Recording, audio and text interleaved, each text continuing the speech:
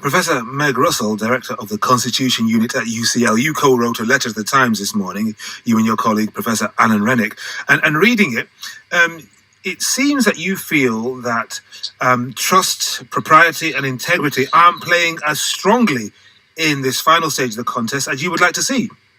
That's right. I mean, it's rather ironic that they played a very big part in bringing Johnson down. There were enormous numbers of controversies during his premiership about constitutional standards, norms being breached, Parliament being excluded, misleading Parliament, weakening regulators, ignoring regulators over his House of Lords appointments, all of these sorts of things. There's a whole litany of complaints.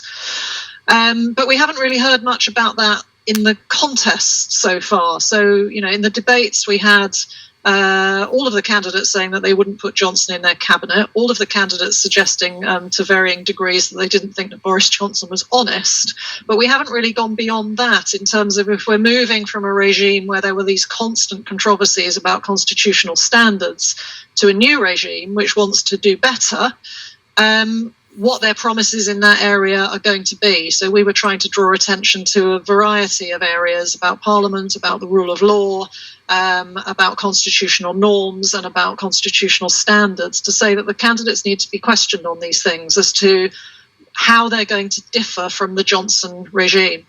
Well, if the candidates, Sunak and Trust, aren't really mentioning these things, isn't it because they've calculated that the Tory electorate, all 160,000 of them, or a significant percentage of them, are not really interested, or are more interested in things like tax, in inflation and immigration, more than they are by Parliament, scrutiny and oversight, the rule of law as in international law, and the constitutional norms that you outlaid in your letter this morning?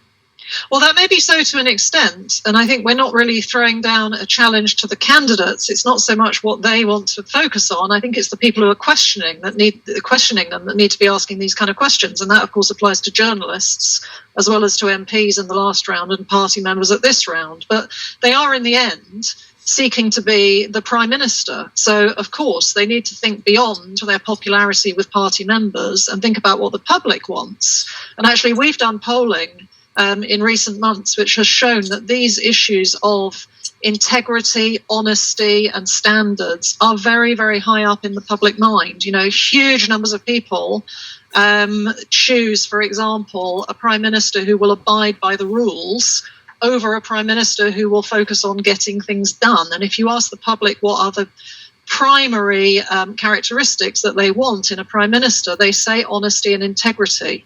So I think the candidates need to have that in mind, and the party membership need to have that in mind as well, because if they want to elect someone into this position who is going to have broad public appeal, they have to be able to show that they have these standards of propriety, honesty and integrity, and that they will respect constitutional rules and norms.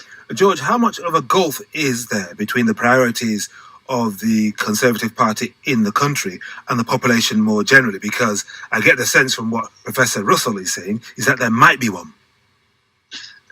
Yes, but it's not as simple as that, because the polling has been done on what are the priorities for Conservative Party membership, and by far and away their priority is winning the next general election. And funnily enough, winning the next general election means doing stuff which is popular with the wider British public. So remember, the candidates don't just have to appeal to the Tory membership, they have to appeal to the wider public to prove to the Tory membership that they can win the next general election, because by far and away, that is the priority for Tory party members.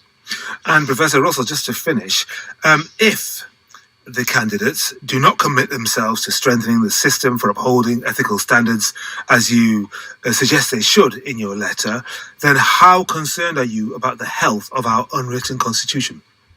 Well, I am pretty concerned. I mean, Boris Johnson during his premiership pushed the boundaries a lot, up to and including potentially bringing the monarchy into controversy over his prorogation in 2019, his prorogation of Parliament, and most recently the controversy over whether he might seek to avoid being removed by his MPs by going for an early election. So I think there is quite a lot to worry about. And I think my advice to the candidates would be they do need to put, if you like, a bit of clear blue water between themselves and Boris Johnson, because particularly on issues like misleading Parliament, this has been of great concern to the public.